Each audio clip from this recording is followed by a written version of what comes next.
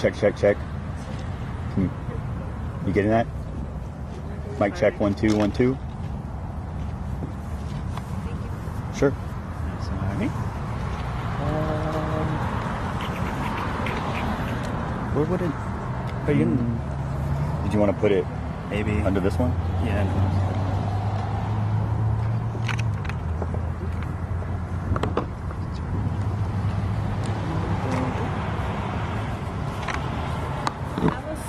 For this one, if it'll make it easier, or if that's fine. A stand is it?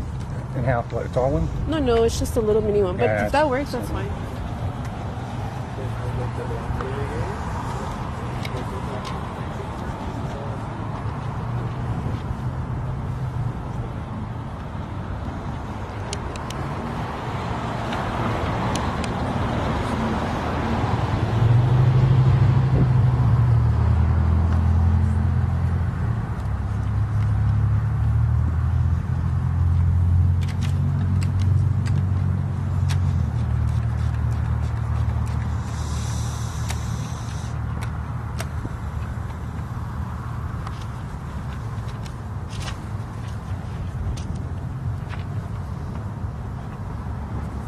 Y'all ready?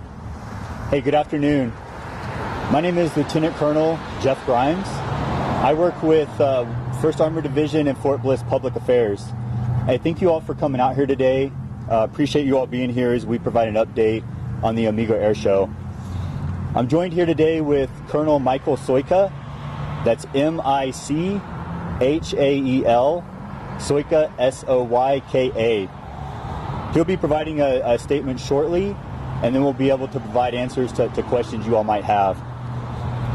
When asking your questions, please state your name and affiliation. And again, we're here to provide an update on the Amigo Airsho. I give you Colonel Michael Soyka. Thank you.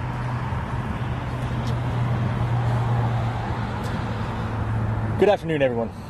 On behalf of Fort Bliss, 1st Armored Division, I want to thank you, members of the media, for being here, but mostly I want to thank Alan Russell, the Amigo Airsho Committee, and our dedicated community sponsors and volunteers.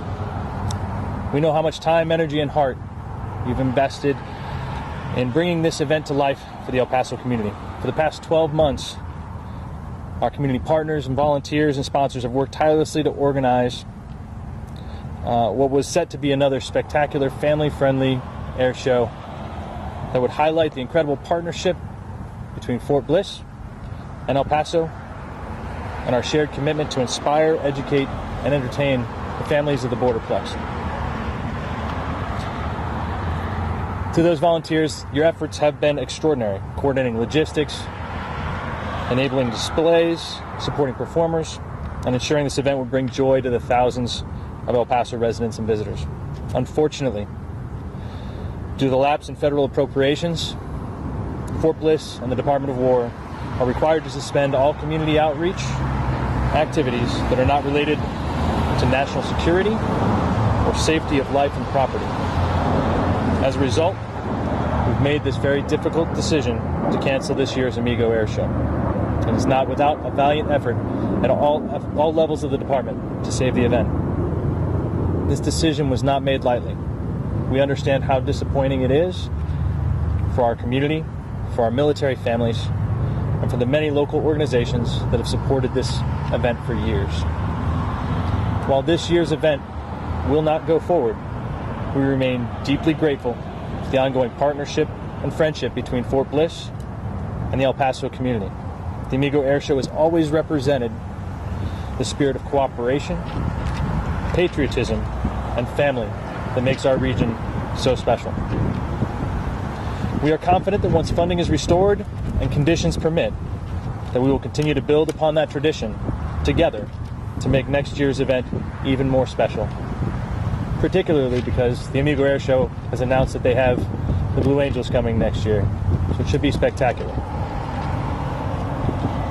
To our sponsors, volunteers, and committee members, thank you again for your understanding, your dedication, and your unwavering support to soldiers, families, and great community. The bond between Fort Bliss and El Paso is strong, and we are stronger together. Thank you, and I'll take your questions at this time. Yes, sir.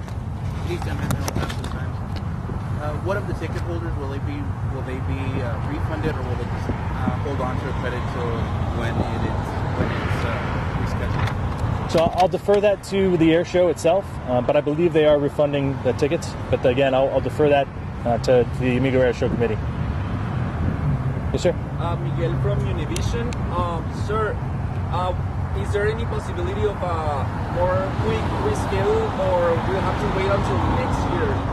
Sir, unfortunately, based off of a lot of things, predominantly FAA coordination that's required to use the special airspace and other things, such as performers' availability, it's not possible to execute this again until next year's show. Yes, ma'am. Hi, Lauren Blythe of the APIA. So some may ask, why cancel the day before the show? We've been in the shutdown now for 3 weeks. Absolutely. So, as I said, we were making all efforts to try to make sure that if it was possible to have the show, we did. And we didn't receive the final guidance, fiscal guidance, until today. And as soon as we got that guidance, we informed the air show and are working to inform the community. And we thank you, as the media, for helping us get the word out today, because we know there are a lot of people that were planning on being out here tomorrow. Do you have a message for those people who were excited to come out and who may be bummed out now? Yes, ma'am. I'll tell you personally, we are all deeply wanted this to happen. I'm disappointed. Our children on this post are disappointed. But we're committed to bringing this back bigger than ever next year. And so I'll say to them, please bear with us as we get to the next year, and we'll try to make this an even better show for them. Just for you as a past week, just wanted to ask you real quick, who made the final decision and why? So I'll say that this decision was not made by the local command or the event organizers. It stems directly from federal law. And so the administration's role is to make sure that we don't violate the Anti-Deficiency Act, which dictates that during a lapse in funding, we can only do those events that are related directly to national security or safety. So really, this is not a decision that was made by an individual. It is a government-wide fiscal law requirement, and we have to comply with it. Yes, sir. Can you take us behind the curtain? Obviously, since it's the day before, I'm sure there's some resources that have been allocated here. Yes, sir. Can you take us to talk about how maybe they may have to return to where they came from, or Yes, sir. resources that may have to return to where they were originally allocated to? Yeah, well, I thank you first for the question. I think you could see earlier there are planes flying around that were doing their practice runs here, so that all the performers arrived. The Amigo Airsho and their sponsors put out the money that brought them here, and all those folks that are here are going to go back to their homes, I think today or tomorrow.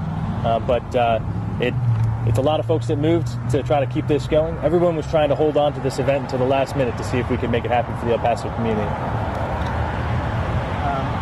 How much was invested already into this event, and how does it impact the nonprofit financially that's helping Fort Bliss run it? Yeah, I'll have to defer to the Amigo Airsho. From the Army's perspective, we didn't allocate directly any funds to this. The only people that were working on it were folks that were already accepted from the government shutdown. So we didn't allocate it and any additional funds. The Amigo Airsho will have to get you the numbers on how much were brought out to bring those performers here. Just to reiterate again, this wasn't a decision made by the original Fort Bliss, correct? No, ma'am. We're just complying with the federal law, and we have to.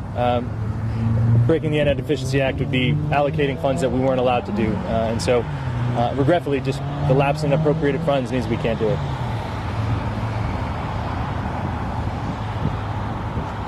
All right. Thank you guys very much for your time. I appreciate it. Have a great day. Thanks for your time.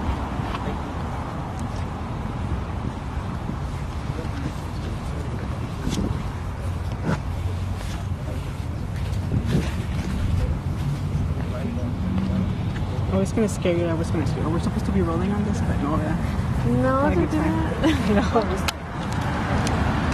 no.